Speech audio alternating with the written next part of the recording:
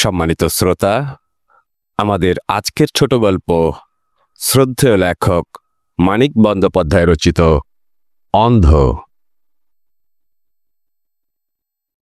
একটি মেয়ে ছিল সনাতন চক্রবর্তীর, মোহিনী। একটা বাড়িও ছিল সনাতনের, বেশ বড় দোতলা বাড়ি, আর ছিল কিছু নগদ টাকা, কয়েক হাজার। মেয়ের বিবাহ দিবার অনেক আগেই মনে মনে একটা মতলব করিয়া রাখিয়াছিল সনাতন। ঠিক মতলব নয়, হিসাব। উত্তরাধিকারিণী হিসাবে তার মৃত্যুর পর মেয়েটাই যখন তার বাড়িটা পাইবে, বিবাহের সময় পণ হিসাবে জামাইকে সে দিবে না একটি পয়সাও। মেয়েকে গয়নাগাটিও দিবে কম, যত কম দিয়া পারা যায়। বুড়া বয়সে যখন তার চাকরি থাকিবে না, জমানো টাকা কয়েকটা তখন মদের খরচ বাবদ লাগবে না তাহার? কেউ কি তখন তাকে একটি পয়সাও দেবে মদের জন্যে? বুড়া হইতে বা আর বাকি কত? মদ সনাতন কিছু কিছু খাইত সন্ধ্যার পর। মাতাল সে হইত না একদিনও, মনের ভুলে অন্যমনস্ক অবস্থায়, এমনকি মৃতা স্ত্রীর কথা ভাবিতে ভাবিতে পর্যন্ত নয়। তবু মদ সে খাইত রোজ। কি ভয়ানক মনের জোর যে ছিল সনাতন চক্রবর্তীর! কি অপরিমিত ছিল যে তার হৃদয় দৌর্বল্য! বছর কাটিত একটির পর একটি। জীবনকে কাটিয়া কাটিয়া বছরগুলি যথানিয়মে যেমন কাটে, ধারালো এবং ভোঁতা।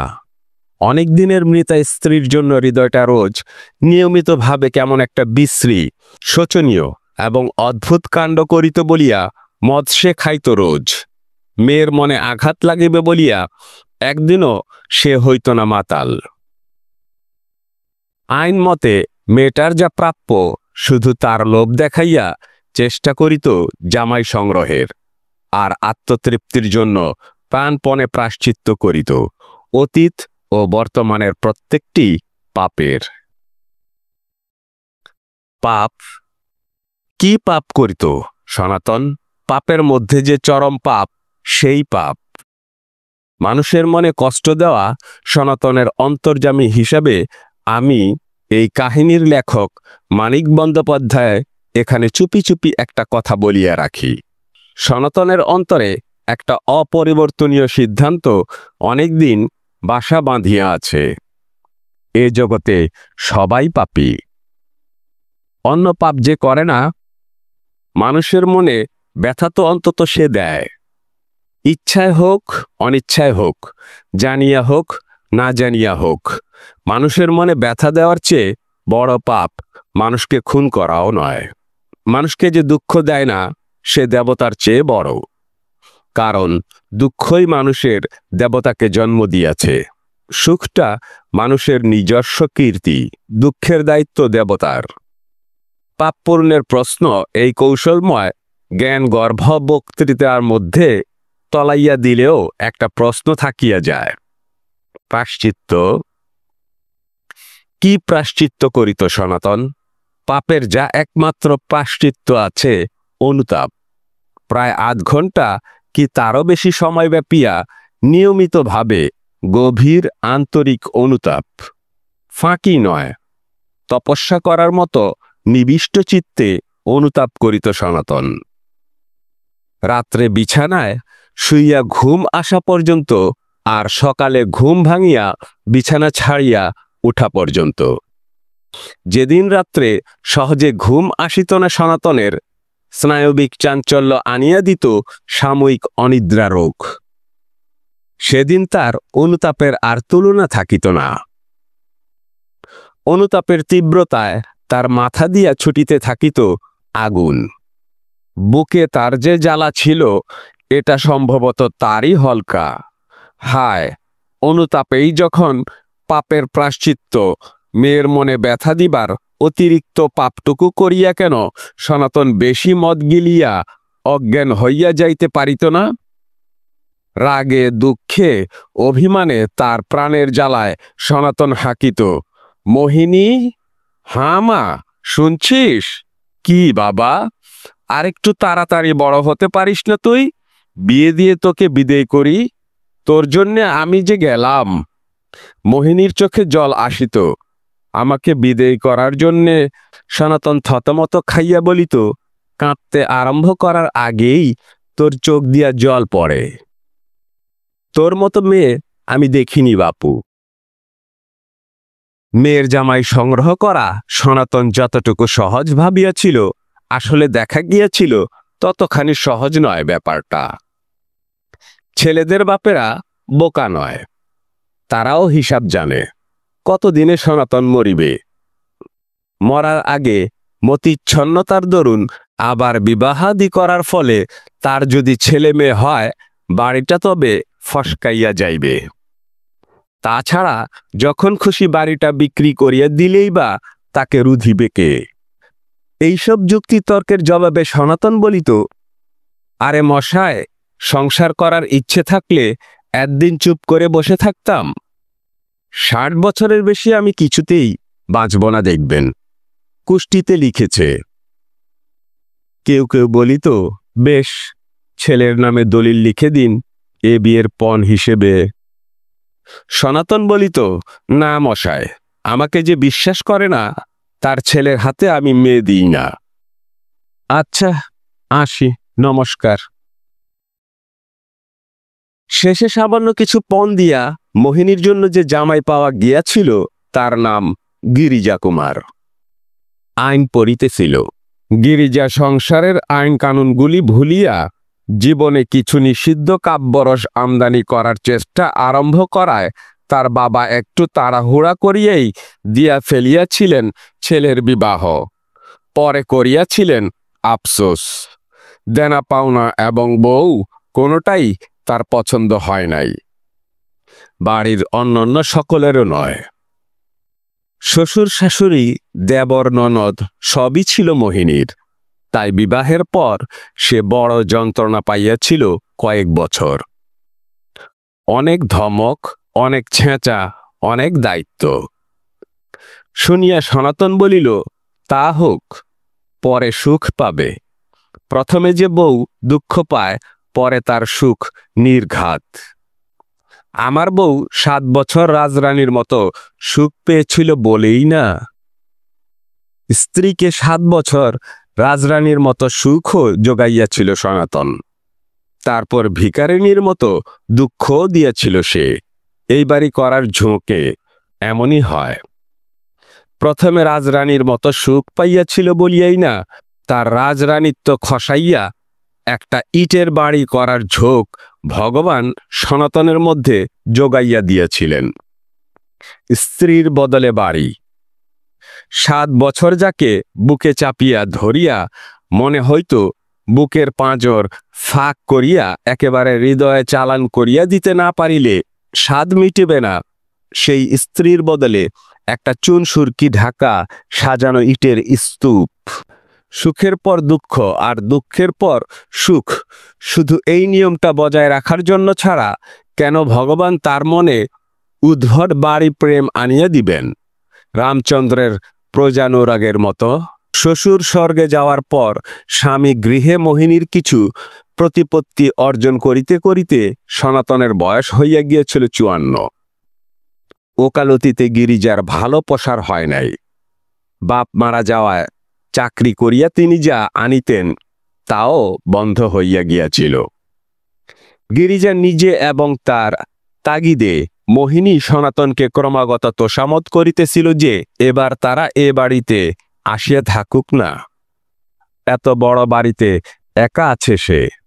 আহা, না জানি কত তার অসুবিধা হয়। সেবার দরকার তো এ বয়সেই মানুষের বেশি। সনাতন রাজি হইত না, বলিত, না বাপু, না, যেদিন মরব সেদিন আসিস। আমি জন্মের মতো বেরিয়ে যাব, তোরা জন্মের মতো ভেতরে ঢুকবি। সে পর্যন্ত শান্তিতে একটু থাকতে দে আমায়। একাকিত্বের বোঝা বহিয়া শান্তিতে থাকার অর্থ সনাতন হয়তো বুঝিত নির্বিবাদে মাতাল হইতে পারা, তাও ডাক্তারের বারণ না মানিয়া। চোখের ডাক্তার দৃষ্টি সনাতনের ক্ষীণ হইয়া আসিতেছিল। ডাক্তার স্পষ্ট বলিয়া দিয়াছিলেন, মদ না ছাড়িলে চোখ দুটি তাকে ছাড়িতে হইবে। তবু অভদ্র রকমের মাতাল হওয়ার মতো মদ না খাইলে অন্ধ হইতে হয়তো কিছু সময় লাগিত সনাতনের। অন্ধ হওয়ার আগেই মরণের অন্ধকারটা নাগাল পাওয়া তার পক্ষে কিছুমাত্র আশ্চর্য ছিল না। কিন্তু এসব কিছুই সে মানিত না। নির্ভয় নিশ্চিন্ত মনে মাতাল হইত। মাতাল হইতে হইতে হইয়া যাইত একেবারে অচৈতন্য। একটা আশ্চর্য যুক্তি ছিল সনাতনের। আত্মসমর্থনের একটা অখণ্ডনীয় দার্শনিকতা। কার জন্য মাতাল হইবে না, কেন হইবে না? এ যুক্তিতে সে যদি মাতাল হইতে পারে, কার জন্য অন্ধ হইবে না, কেন হইবে না? এই যুক্তিতে সে অন্ধ হইতে পারিবে না কেন? নিজের জন্য? এ জগতে মানুষের যে সবচেয়ে বেশি আপন, সেই নিজেটার জন্য। অন্ধ হওয়ার ভয় থাকা সত্ত্বেও মদ যে সে গিলিত, সে তো নিজের জন্যই। নিজের জন্য ছাড়া সব রকমে নিজেকে কেউ ধ্বংস করে?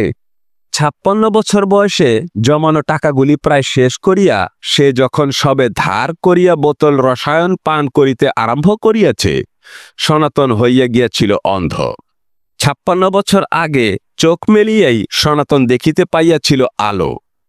ছোট একটা ঘরের আধ ভেজানো জানলার ফাঁক দিয়া ঢোকা দুপুরবেলার রাগী সূর্যের মৃদু প্রীতিময় প্রতিফলিত আলো ছায়ার রসে ভেজা এতদিনে যবনিকা সেই দেখার। পুরনো ইতিহাস এসব। ভূমিকা, আগাগোড়া ক্রিয়াপদগুলি অবশ্য ব্যবহার করিয়াছি অতীতকালের। তবু বলিয়া দিলাম, বলিয়া না দিলে অনেকেই ইতিহাস ও কাহিনীর পার্থক্য বোঝে না। অথচ মুশকিল এই যে সব কাহিনী ঐতিহাসিক, অতীতকালের নিছক ধারাবাহিকতা। 56 বছর বয়সে সনাতন করিল কি, জামাইকে পাঠাইয়া দিল একখানা চিঠি। চিঠিখানা সে লেখাইল তার দূর সম্পর্কের এক আত্মীয়কে দিয়া। আত্মীয় বেচারি সনাতনের চিঠি লিখিবার জন্য অবশ্য আসে নাই, সনাতনকে সমবেদনা জানানোর জন্যও নয়। গোটা 5 টাকা যদি আদায় হয়, এই ক্ষীণ আশা বুকে করিয়া তাগিদ দিতে আসিয়াছিল 100 টাকার ঋণ পরিশোধের। চিঠি পাওয়ার 3 দিনের মধ্যে ভাড়াটে বাড়ি ত্যাগ করিয়া গিরিজা কুমার সপরিবারে আসিয়া এ বাড়িতে আস্তানা গাড়িল। মোহিনীর বিবাহের সময় যত বড় ছিল তার চেয়ে অনেক ছোট হইয়া গিয়াছে গিরিজার পরিবারটি। স্বর্গে গিয়াছে গিরিজার বাবা, কাকা, পিসি এবং কাকার একমাত্র ছেলেটি শ্বশুরবাড়ি গিয়াছে। এরকম জন্মের মতোই গিরিজার নিজের 3টি বোন। গিরিজার মেঝ ভাইটি চাকরি করিতে গিয়েছে পাটনায়। আধ পাগলা ভাইটি হইয়া গিয়াছে নিরুদ্দেশ, এবং দূর সম্পর্কের একটি যে বিধবা আত্মীয় আশ্রিতা হিসাবে ছিল, তাকে দেওয়া হইয়াছে তাড়াইয়া। অত দূর সম্পর্কিতাদের আশ্রয় দিলে গিরিজার চলিবে কেন? কাকার ছোট মেয়েটাকে যে থাকিতে দিয়াছে, তাই ঢের। এতকাল পরে বড় বউটার বাপটার সুমতি হওয়ায় গিরিজার মা শীতলা খুশি হইয়াছিল। বাতে পঙ্গু শীতলা এখন একরকম শয্যাশায়ী। গাড়ি হইতে নামাইয়া সকলে চ্যাংদোলা করিয়া তাকে নিচের তলায় কোণার দিকে একটা ঘরে শোয়াইয়া দেওয়ার পর খানিকক্ষণ সে শুধু হাঁপাইল। তারপর আরো খানিকক্ষণ ধরিয়া করিল পথের কাঁটার দূর। গিরিজা মোহিনী প্রভৃতি সকলে উপরে নিচে ঘর দুয়ার প্রভৃতি ঠিকঠাক করিয়া জিনিসপত্র গুছাইয়া রাখিতে ব্যস্ত হইয়া পড়িয়াছিল। তাড়াতাড়ি জাঁকিয়া আস্তানা গড়িয়া বসা ভালো। কে জানে কখন আবার পাগলা সনাতনের মতিচ্ছন্ন হয়। শীতলার কাছে কেউ ছিল না। কিছুক্ষণ ডাকাডাকির পর ভারী মোটঘাট নাড়াচাড়া করার পরিশ্রমে ঘামে ভেজা লালমুখ যে মেয়েটা ঘরে আসিল, তার নাম আনু, গিরিজার কাকার সে ছোট মেয়ে। শীতলা বলিল, ডেকে মরছি কখন থেকে, কানে যায় না বুঝি হারামজাদি? ডাকতো একবার তোর বৌদির বাপটাকে। কিরকম মানুষ বাবা? এতকাল পরে মেয়ে জামাই এলো, বেয়ান এলো বাড়িতে, না একবার নামলো নিচে, না জিজ্ঞেস করলো একটা কথা। এমনি বাপ না হলে অমন মেয়ে হয়? বড় বউটার মতো অমন লক্ষ্মী ছাড়া পেট রোগা। সে অনেক কথা, শোনাও কঠিন, লেখাও অভদ্রতা। আনু ভয়ে ভয়ে বলিল, বৌদির বাবা যে অন্ধ জেঠিমা, নিচে নামবেন কি করে? সে ভাবনা তোর কেন লো ছুরি? ডাকতে বললাম ডেকে আনগে তুই। কানের কাছে বকবক করে জ্বালাসনি আমায়। এমনি বলে মরছি আমি নিজের। দরজার বাহিরে চমক দেওয়া গম্ভীর গলা খাকারির আওয়াজে শীতলা থামিয়া গেল। আন উঠিল চমকাইয়া। এদিক ওদিক লাঠি ঠুকিতে ঠুকিতে ঘরে ঢুকিল সনাতন। মেয়েকে তার অনেক যন্ত্রণা দিয়েছে শীতলা, তবু বাড়িতে যখন আসিয়াছে মানুষটা, একটু অভ্যর্থনা জানানো কি উচিত নয়? ছোট অন্ধকার ঘর, জানালাগুলি প্রায় সবই বন্ধ, তবে আলো অন্ধকার সনাতনের কাছে সমান হইয়া গিয়াছে। আগাইতে আগাইতে সে জিজ্ঞাসা করিল, কেমন আছেন বেয়ান? এ বড় প্রিয় প্রশ্ন শীতলার। সবিস্তারে এ প্রশ্নের জবাব দিতে সে বড় ভালোবাসে, কিন্তু কৌতূহল শীতলার বড় কম জোরালো নয়। নিজে নিজে নিচে নামলেন নাকি বেয়াই? কি অবাক কাণ্ড মা! একটু একটু বুঝি দেখতে পান চোখে তাহলে? ঝাপসা ঝাপসা মতো। সনাতন মাথা নাড়িল। একটু দেখতে পাই না বেয়ান, একদম অন্ধ হয়ে গেছি। মেঝেতেই বিছানা হইয়াছিল শীতলার। ও বেলা না হয় কাল চৌকি আসিবে। সনাতন দাঁড়াইয়াছিল একেবারে বিছানার পাশেই। কথা বলিয়া এক পা এগুতেই পাটা গিয়া পড়িল শীতলার বাদ ব্যতীত হাঁটুর উপরে। সনাতন ভর দিয়া দাঁড়াইলে হাঁটুটা হয়তো শীতলার ভাঙিয়েই যাইত। 2 মণ 33 ওজন সনাতনের। শীতলার আর্তনাদে সে পিছাইয়া গেল। লাগলো বেয়ান? লাগলে? শীতলার সরু গলার চেঁচানি কলের বাঁশির মতো দিক দিগন্তে ছড়াইয়া পড়িতেছিল। গিরিজা আসিল, মোহিনী আসিল, বাড়ির মাঝবয়সী দাসীটি আসিল। সেবা, সমবেদনা, কৈফয়ত, তোষামদ এসব অনেক দরকার হইল শীতলাকে শীতল করিতে। সময়ও লাগিল কম নয়। শীতল হইয়াও শীতলা বলিল, ইচ্ছে করে নয়তো কি? দিব্যি নেমে এলো উপর থেকে, একটু হোঁচট পর্যন্ত লাগলো না একবার, আর আমার গায়ের উপর উঠে দাঁড়াবার বেলা। সনাতন অনুত্তপ্ত কণ্ঠে বলিল, শোনেন বেয়ান, শোনেন। ব্যাপার কি জানেন? অনেককাল এ বাড়িতে চলাফেরা করছি কিনা, দেখতে না পেলেও চলে ফিরে বেড়াতে পারি। আমার অজান্তে কোথাও কিছু পড়ে থাকলে কিন্তু মাঝে মাঝে হোঁচট খায়, মারিয়ে দিই। এবার জানতে পেলাম আপনি কোনখানে শুয়ে আছেন। দেখবেন আর কখনো আপনার গায়ে গিয়ে পড়ব না। ইস, হাঁটুর বদলে মুখটা যদি মারিয়ে দিতাম আপনার! কি আফসোসের কথাই তাহলে হতো। মোহিনীর কাছে শুনেছি তো আপনার কথা সব। এমন ভালো মানুষ আপনার মতো সংসারে আছে? শীতলা খুশি হইয়া বলিল, যাগ্গে ও কথা, দেখতে পেলে কি আর ওরকম করতেন? কেমন আছি জিজ্ঞেস করছিলেন? আমার আবার থাকা থাকি, বাতে একেবারে সেরেছে আমাকে। না পারি উঠতে, না পারি। সনাতন বলিল, আর উঠতে পারা না পারা, চোখ দুটো গিয়ে থেকে আমার ওঠা না ওঠা সব সমান হয়ে গিয়েছে। আন্দাজে আন্দাজে মানুষ আর কাহাতক। শীতলা বলিল, আর বছরও এতটা বাড়েনি। এবছর বর্ষা নামতে। একজন বাতে পঙ্গু, অন্যজন অন্ধ। নিজের কথা বলার আগ্রহ বনাম পাগলামি দুজনেরই থাকা স্বাভাবিক, তবে এ রোগটা সনাতনের দেখা দিয়েছে আজ। এক নিঃশ্বাসে যতগুলি কথা বলা যায় তাও শীতলা বলিতে পাইতেছিল না। নিঃশ্বাস শেষ হইয়া আসিলে একটা রোমাঞ্চকর গভীর শ্বাস টানার সুযোগ পাওয়া তো দূরের কথা। সনাতন বলিল, তবে একটা দয়া ভগবান করেছেন, চোখ দুটো গিয়েছে আমার কানে। পিঁপড়ে চললে শুনতে পাই, ঘরের জিনিসপত্র একদিন নইলে কি কিছু থাকতো? সব চুরি হয়ে যেত না? কানের জন্য সব বজায় আছে। চুরির মতলবে কেউ ঘরে আসুক, অমনি বলে দেব কে এলো, কেন এলো। মোহিনী ও গিরিজা পরস্পরের মুখের দিকে চাহিল।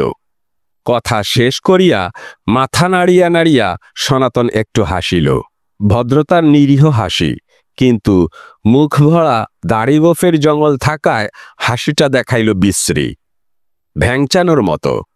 ঘাড় কাত করিয়া শুনিবার মতো ভঙ্গি করিয়া বলিল, নিঃশ্বাসের শব্দে মানুষ চিনিবেয়ান। ঘরে একটি ছোট মেয়ে আছে, নয়? কি নাম গো তোমার খুকি? খুকি সৎরাসে বলিল, আনু। শীতলা বলিল, আনু? কেউ জিজ্ঞেস করলে অনিমা বলতে বলেছি না হাজারবার, আনু। এ লক্ষ্মী ছাড়া মেয়েটাকে নিয়ে জানেন বেয়াই? সনাতন চাপা গলায় বলিল, চুপ।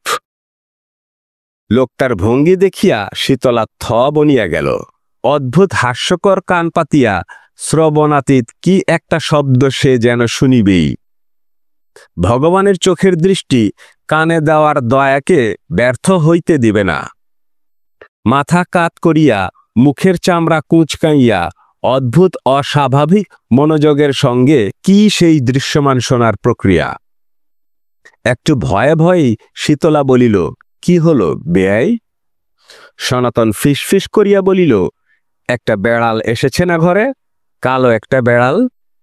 রোজ বেটা মাছ দুধ খেয়ে যায়, একেবারে পাত থেকে তুলে নিয়ে পালায়। কানা মানুষ কিনা গ্রাহ্যও করে না। আচ্ছা করে বেটাকে একদিন মারতে পারলে। অন্ধের হাতে যে লাঠি থাকে তার নাম অন্ধের নাড়ি। হঠাৎ সেটা তুলিয়া অনাগত অদৃশ্য ও কাল্পনিক কালো বিড়ালটিকে সনাতন এমন মারিয়া বসিল যে সাদা কালো চুলে ঢাকা শীতলার মাথাটা প্রায় ফাটিয়া গেল। অন্তত তাই মনে হইল শীতলার ঘর ফাটানো আর্তনাদে। আগে শীতলার ভয়ানক লাঞ্ছনায় মাথা ফাটিত না বলিয়া মোহিনী কাঁদিত শুধু মৃদু স্বরে। মাথা না ফাটিয়া থাকিলে এমন চিৎকার শীতলা কোন যুক্তিতে করিবে? তবে যুক্তি মানার মতো অভিজাত মহিলা শীতলা নয়। তাই শেষ পর্যন্ত দেখা গিয়েছিল মাথাটা তার ফাটে নাই, শুধু চামড়াটা ফাটিয়া গিয়েছিল কপালের। অনেক রক্ত পড়িয়াছিল আর বেজায় ফুলিয়াছিল। বিড়ালের বদলে মাননীয়া বৈবাহিকার মাথায় লাঠি মারিয়া বসিয়াছে শুনিয়া সনাতন যে হা হুতাশ আরম্ভ করিয়াছিল সেটা আন্তরিক কিনা ঠিক বলা না গেলেও অন্যান্য বিষয়ে তার আন্তরিকতা সম্বন্ধে সন্দেহ করার কোনো কারণ ছিল না কারো। শীতলার কপালের ফুলা কমিয়া ব্যথাও যখন প্রায় মিলিয়া আসিয়াছে, তখনও সনাতনের অনুশোচনা কমিবার কোনো লক্ষণ দেখা গেল না। সময় নাই, অসময় নাই, শীতলার ঘরে আসিয়া হাজির হয়। মরণাপন্ন রোগিনীর সঙ্গে কথা বলার মতো গলার সুর করিয়া জিজ্ঞাসা করে, কেমন আছেন বিয়ান?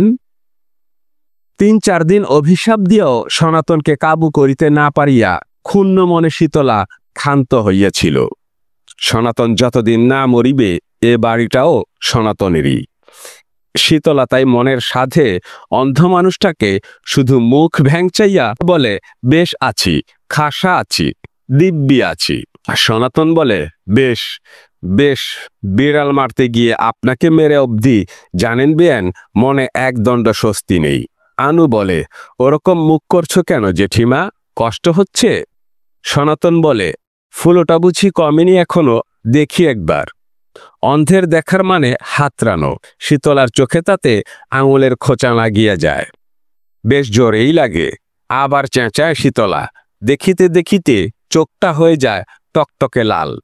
গিরিজা ও মোহিনী ছুটিয়া আসে। গিরিজা ভর্ৎসনার সুরে বলে, কি যে করেন আপনি, বুঝতে পারি না কিছু। সনাতন প্রচণ্ড দুঃখের সঙ্গে বলে, চোখ দুটো গিয়ে থেকে আমার সর্বনাশ হয়েছে বাবা।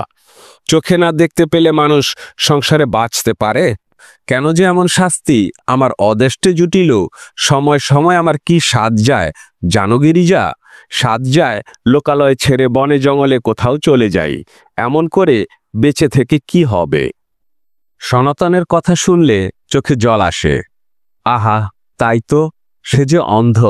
শীতলার খোঁচা লাগা চোখ দিয়া দরদর করিয়া যে জল পড়ে, মনে হয় সে যেন সমবেদনার অশ্রুধারা। তার হাঁটু মারানো, কপালে লাঠি মারা আর চোখে খোঁচা দেওয়ার অপরাধগুলি সনাতনের যেন কিসে এবং কিভাবে ধুইয়া মুছিয়া সাফ হইয়া যায়, আড়াল হইয়া যায় সনাতনের পাহাড় সমান দুঃখের পিছনে। মোহিনী গোপনে স্বামীকে বলে, আহা, একে তো অন্ধ হয়েছেন, তারপর আবার এসব করে বসছেন। সত্যি বাবার যে কি অদেষ্ট। সকলে চলিয়া গেলে শীতলার চোখে জলপট্টি দিতে দিতে আনু বলে, তালুই মশাই ডাকাত জেঠিমা, দেখলে আমার এমন ভয় করে। শীতলা বলে, এক কাজ করতে পারিস আনু, সিঁড়ি দিয়ে যখন নামতে যাবে ধাক্কা দিয়ে ফেলে দিতে পারিস একদিন, নয়তো সবাই যখন ঘুমিয়ে থাকবে মাথায় একটা থান ইট মেরে পালিয়ে আসতে পারিস। ও তো আর দেখতে পাবে না কে মারল। আমি বলবো তুই সারাক্ষণ আমার কাছে ছিলি, 1 মিনিটের জন্যেও যাসনি কোথাও, পারবি? আমার ভয় করে জেঠিমা। মর তুই, ভীরু হাবা মেয়ে। ডাকাত তালুই মশাইকে দেখিয়া আনুর অকারণ ভয় সকারণ কৃতজ্ঞতায় তলাইয়া যায়। সনাতনের মধ্যে যত কিছু ভীতিকর, এক হিসাবে সেসব হইয়া দাঁড়ায় তার বর্ম।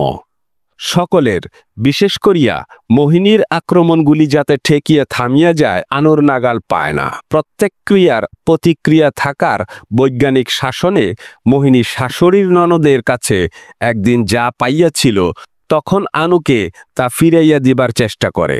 কথা বলে কড়া সুরে, শাসন করে চড়া মেজাজে, বিচার বিবেচনার ধার ধারে না।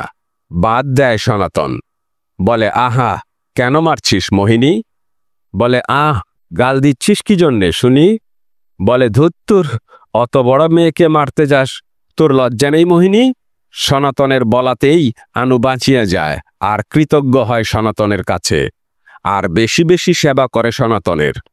অনেক সময় শুধু সনাতনের নাম দিয়েই মিথ্যা কৈফিয়তের আড়াল রচিয়া নিজেকে বাঁচানোর চেষ্টাও আনু করে। মোহিনী বলে, ধিঙ্গি মেয়ে, তুই থাকিস যাস কোথায় হতচ্ছড়ি?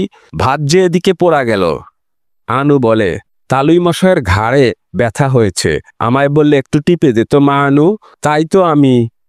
ফের মিছে বলছিস, বাবার ঘরে ছিলি তুই আর ডেকে ডেকে আমার গলা চিরে গেল, শুনতে পেলি না?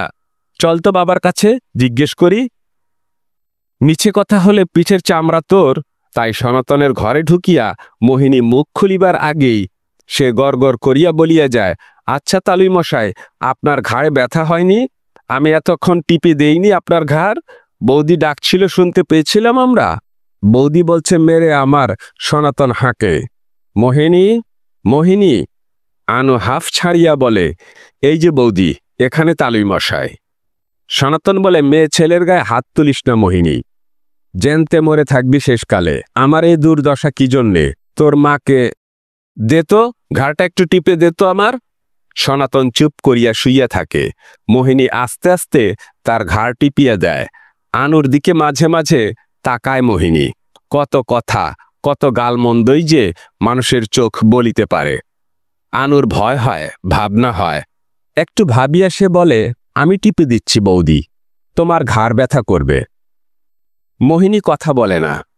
আনু আবার বলে, খোকা যদি কেঁদে ওঠে বৌদি, তুমি বরং নিচে যাও। মোহিনী বলে, চুপ কর তুই, ফপর দালালিতে কাজ নেই। এবার সনাতন বলে, হাতে তুই বালা পরেছিস না মোহিনী? ঘাড়ে তাই লাগছে, যা তুই নিচে যা। বালায় ঘাড়ে লাগে না মানুষের, আঁটো বালা খুলিতে গেলে হাত ছুলিয়া যায়। খুব কি লাগিয়াছিল সনাতনের স্ত্রীর বালা কাড়িয়ে নেওয়ার সময়? লাগিয়া থাকিলেও সে কি সনাতনের দোষ? এমন স্বামী জগতে কে আছে যে স্ত্রীর কোমল হাত দুটি অক্ষত রাখিয়া আঁটো বালা গায়ের জোরে কাড়িয়া নিতে পারে? এমন স্ত্রীও কি এ জগতে আছে মারধর করিয়া স্বামী গয়না কাড়িয়া নিলে যে পলাইয়া যায় আর মরিয়া যায়? এমন মেয়েও কি কারো কাছে যে মেয়ে মানুষকে মারে আর বাপের ঘাড়ে বালা দিয়ে আঘাত করে? সবই আশ্চর্য এ জগতে, সবই অদ্ভুত, খাপছাড়া তলোয়ারের মতো, একদিকে ধার একদিকে ভোঁতা। ভাবিয়া দেখা কথাটা। তাই যদি না হয় বালা পরার জন্য মেয়েকে কেউ ঘেন্না করে, শুধু বালা পরার জন্য? সনাতন বলে, আনু, ও মা আনু। আনু বলে, কি বলছেন তালুই মশাই? হাতে তুমি কি পরেছ আনু? বালা নয় তো? না তালুই মশাই, কাঁচের চুড়ি। বেঁচে থাকো মা, লক্ষ্মী মেয়ে। গিরিজা বড় কৃপণ। টাকার জন্য মোহিনীর বড় দরদ। ইতিমধ্যে মোটে দুবার সনাতনকে কিছু টাকা দিয়েই ওরা আর উপর হস্ত করিতে চাহিতেছে না। একদিন মেয়ে জামাইকে কাছে ডাকিয়া সনাতন বুঝাইবার চেষ্টা করে যে এরকম অন্যায় করা কি তাদের উচিত? এ বাড়িতে আসিয়া থাকিতে দিয়া ওদের কত বছরের বাড়ি ভাড়া সে বাঁচাইয়া দিয়েছে, সে খেয়াল কি ওদের আছে? মাঝে মাঝে তাকে ৫-১০টা টাকা দিতে ওদের প্রাণে সহিতেছে না। গিরিজার মধ্যে এ ধরনের চালাকি বেশ চোখা হইয়া উঠিয়াছে। সে বলে, টাকা পেলেই আপনি যে ওসব ছাইপাশ খান, আপনার যেরকম শরীরের অবস্থা তাতে। সনাতন বলে, টাকা দেবার নামেই আমার শরীরের অবস্থা সম্বন্ধে আমার দুর্ভাবনা গজিয়ে উঠল। আগে তো ছিল না বাপু, তবু হিসেব তোমার ভুল হয়েছে বাবা। অতি চালাক কি না? ছাইপাশ খেলে ২-১ বছরের মধ্যে আমি পটল তুলব, না খেলে ২০ বছর বাঁচব আরো। এটা খেয়াল করেছ? গিরিজার চেয়েও মোহিনী চালাক। সে কাঁদো কাঁদো হইয়া বলে, অমন করে বললে তোমাকে কি করে টাকা দেব বাবা? তুমি কি ভাবো আমরা চাই তুমি তাড়াতাড়ি মরে যাও? তোমার সেবা যত্ন করব বলেই না আমরা। সনাতন হাত বাড়াইয়া মেয়ের চোখের তলাটা পরীক্ষা করিয়া বলে, তুই যখন কাঁদিস তোর চোখ দিয়ে বুঝি জল পড়ে না মোহিনী? শুনিয়া মোহিনীর আটকাইয়া আসে দম। গিরিজার মুখটা হইয়া যায় হাঁ, আর তাহারা কথা বলিতে পারে না। সনাতন ধীরে ধীরে বলে, তাছাড়া কি জানো গিরিজা, ছাইপাশ না খেতে পেলে আমি লোকজন সইতে পারি না। আমার একা থাকতে ইচ্ছে হয় খালি বাড়িতে। স্পষ্ট বলে দিলাম বাপু, বুঝে সুঝে কাজ করো। তারপর 10টা টাকা আনিয়া গিরিজা শ্বশুরের হাতে দেয়। ক্ষুব্ধ স্বরে বলে, আপনাকে দরকার মতো টাকা দিতে কি আমার ইচ্ছে করে না বাবা? কি করব বলুন, একেবারে উপার্জনপত্র নেই। আদালতে মোকদ্দমা যা কমে গেছে এবছর, লোকে খেতে পায় না। সনাতন বলে, লোকে খেতে না পেলেও আদালতে মোকদ্দমা কমে না বাপু। তুমি মামলা পাও না তাই বলো, আদালতের দোষ দিও না। এক মুহূর্ত থামে সনাতন, নিজের বুকে একবার হাত বুলায়, চেনা মানুষের কলঙ্কের কাহিনী বলার মতো গলা নামাইয়া ফিসফিস করিয়া বলে, নিজের দোষ দেখতে শেখো গিরিজা, নিজের দোষ স্বীকার করতে শেখো। শিখে অনুতাপ করো। অনুতাপ আরম্ভ করলেই দেখবে জীবন আর নিশার স্বপন নয়, বড় মজাদার। যে অনুতাপের জ্বালায় জ্বলে না তার জীবনটাই বৃথা। গিরিজা বলে, আজ্ঞে হাঁ। কত লোকে দোষ করে, পাপ করে, কিন্তু দোষ করা পাপ করাই সার। অনুতাপ করার জন্যেই ওসব করা, এটুকু কাণ্ড জ্ঞানও নেই। আজ্ঞে হ্যাঁ। আনু আসিয়া বাধা দেয়, 10টায় খাবেন বলেছিলেন, 10টা বেজে গেছে দাদা। গিরিজা মুখ খিচাইয়া বলে, বেজে গেছে দাদা, বাজবার আগে বলতে পারোনি? সনাতন বলে, নিজের দোষে আবার পরকে বকলে? আমি অন্ধ মানুষ, আমি নিজের দোষ দেখতে পাই, তুমি কেন পাও না বাপু? দোষ করলেও মেয়ে মানুষকে বকতে নেই গিরিজা। গলায় ভাত আটকে যায়, গিরিজার তা আটকায় না। নাকে মুখে ভাত গুজিয়া সে আদালতে চলিয়া যায়। সনাতন বসিয়া বসিয়া ভাবে, বেলার আন্দাজ সনাতনের নিখুঁত। 12টার সময় সে হাঁকে, আনু, ও মা আনু। কি বলছেন তালুই মশাই? এবার চান করব আনু, চলুন। স্নানের চেয়ে আহারের হাঙ্গামা সনাতনের বেশি। ভাতের থালা দোতলায় বহিয়া নিয়ে যাইতে হয়। হাত ধরিয়া একে একে জলের গ্লাস, ডালের বাটি, মাছের বাটি, থালায় ভাত তরকারি ছোঁয়াইয়া ছোঁয়াইয়া চিনাইয়া দিতে হয়। কাছে বসিয়া মনোযোগের সঙ্গে লক্ষ্য করিতে হয় খাওয়া। যথাসময়ে লেবুর রস নিংড়াইয়া দিতে হয়। কাপড়ে ভাত পড়িলে ঝাড়িতে হয়। মাছের বাটির জন্য হাতড়াইতে আরম্ভ করিলে কবজি ধরিয়া আবার সেটা স্পর্শ করাইয়া দিতে হয়। আনু, ও মা আনু। কি বলছেন তালুই মশাই? কোন শালি আজ ডাল রেঁধেছে? আমি রেঁধেছি তালুই মশাই। তুমি রেঁধেছ? ছি ছি, আগে বলতে হয়। কি বলে ফেললাম দেখো দেখি। রাম রাম, তুমি যে আমার মেয়ে, কিছু মনে করো না।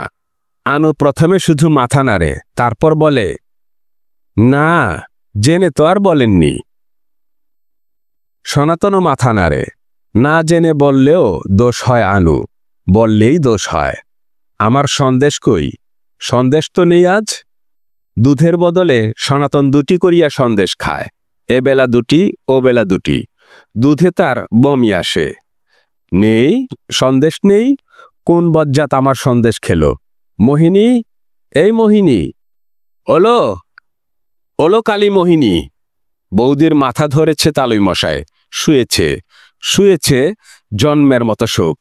জন্মের মতো যে শুয়েছে, সেও সনাতনের হাঁক শুনিয়া শুইয়া থাকিতে পারে কিনা সন্দেহ। সনাতন আরেকবার হাঁক আরম্ভ করিবার আগেই আসে মোহিনী। কি ব্যাপার, সন্দেশ নাই? কে বলিল সন্দেশ নাই?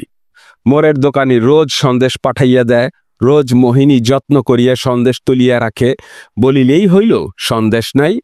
আনুর মতো মিথ্যাবাদী বজ্জাত সন্দেশ আনিয়া মোহিনী সনাতনের পাতে দেয়। আনু বলে, কোথায় ছিল বৌদি? রোজ যেখানে থাকে। আমি তো খুঁজে পাইনি। তা পাবি কেন? জানো বাবা, ছুরি সন্দেশ নেই বলেছিল কি জন্যে? নিজে খাবে বলে। মাথা ধরে আজ একটু শুয়েছি কিনা, ব্যাস, আর কোথায় যাবে? যত্ন করে সন্দেশ রাখলাম তোমার জন্য, তবু সন্দেশ নেই। এমন বেহায়া হ্যাংলা মেয়ে। আনু ক্ষীণ সুরে বলে, তুমি বললে না বৌদি আজ সন্দেশ দিয়ে যায়নি? মোহিনী অবাক। অন্ধ সনাতনও টের পায় এমনই সশব্দ অবাক। বললাম সন্দেশ দিয়ে যায়নি বললাম। তোর কথা শুনলে গা জ্বলে যায় আনু। এমন ছোট মন তোর, 2টো সন্দেশের জন্য এমন হ্যাংলাপনা? বাপের জন্মে আমি তোর মতো? সনাতন বলে, তোর মাথা ধরেছে মোহিনী, যা শো গিয়ে। মাথা ধরা কমেছে। কমুক, যা শুবি, যা যা। মোহিনী যায়। আনু প্রায় কাঁদে। বুক উঠে নামে আনুর। ঠোঁট কাঁপে, চোখ ছলছল করে। বেশ দেখায় আনুকে, কিন্তু শেষ পর্যন্ত না কাঁদিয়া নাক সিটকানোর দরুন মুখের বিষণ্ণতার শ্রীটুকু নষ্ট হইয়া যায়। অকথ্য রকমের বিশ্রী দেখায় আনুকে। এসব কিছুই সনাতন দেখিতে পায় না। কেবল নাক সিটকানোর পর আনুর জোরে নাক টানার শব্দে অনুমান করে। বলে, আনু, ও মা আনু, আমি সব জানি। আমার মেয়েটা মিথ্যুক। ওই আমার সন্দেশ গাপ করার ফিকিরে ছিল। একদিন দিয়ে 2 দিন না দিয়ে আস্তে আস্তে শেষে একদম বন্ধ করে দিত। তুমি কিছু মনে করো না মা। শুধু ওর গালমন্দ শুনে নয়, যে যা বলুক সব হেসে উড়িয়ে দিও। তুমি আর আমি ছাড়া এ বাড়ির সবকটা পাগল, সবকটার মাথায় ছিট আছে। তোমার মাইমা যখন বেঁচে ছিল এমনভাবে কথা বন্ধ করে সনাতন যে তার 2 পাটি দাঁতে খট করিয়া শব্দ হয়। দাঁতের গেট বন্ধ করিয়া সে যেন কথাগুলিকে ভিতরে আটকাইয়া রাখে। আনু বলে, তালুই মশাই, সন্দেশ খেতে আমার বমি আসে। বৌদি তা জানে, তবু আমায় দুষল। আমি একবার মরব বিষ খেয়ে। শুনিয়া কি বিবর্ণই যে হইয়া যায় সনাতনের মুখ। সভয়ে গলায় আটকাইয়া যাইতে পারে এমন গাঢ় স্বরে সে বলে, না আনু, না, কখনো বিষ খেয়ে মরো না মা, কখনো নয়। এমনি মরো না। মরতে কি আছে?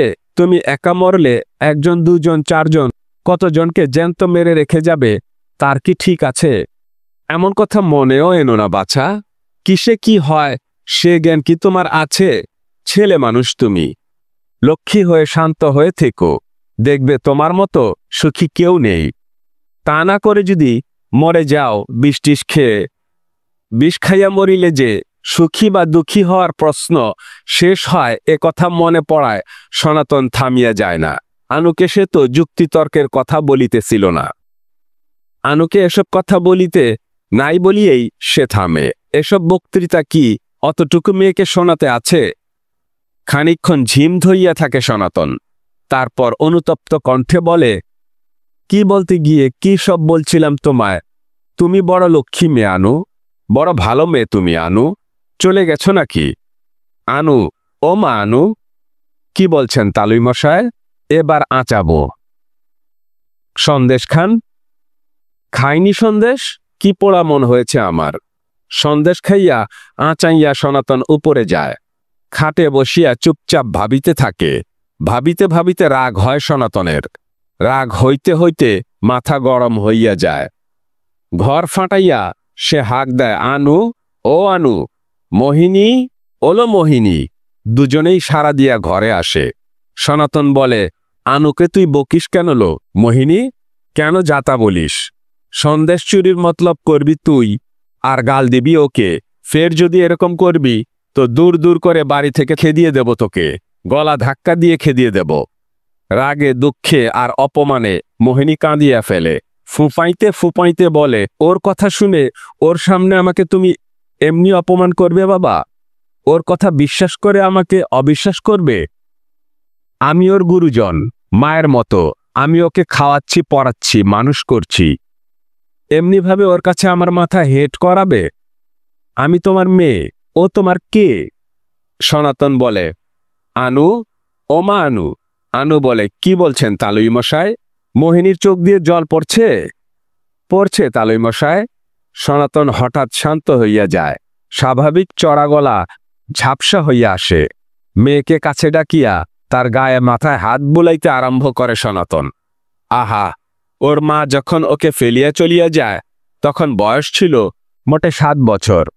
মার জন্যে কি কান্নাই তখন মোহিনী কাঁদিত। ঝরঝর করিয়া কি জলটাই ঝরিত চোখ দিয়া।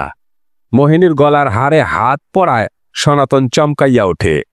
মেয়ের একটা হাত তুলিয়া চুড়ি ও বালাই স্পর্শ করিয়া হাতটা সে ছুড়িয়া দেয়।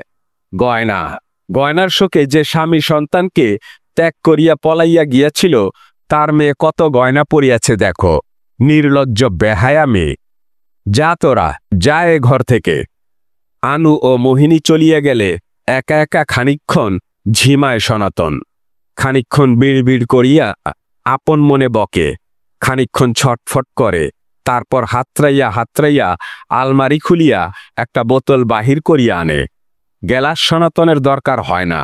এতকাল দিনের মর্যাদা রাখিয়াছিল সনাতন। দিন রাত্রির ভেদ ঘুচিয়া যাওয়ার পরেও। কিন্তু কি করা যায়? অন্ধ তো শুধু অন্ধই নয়। সমাপ্ত।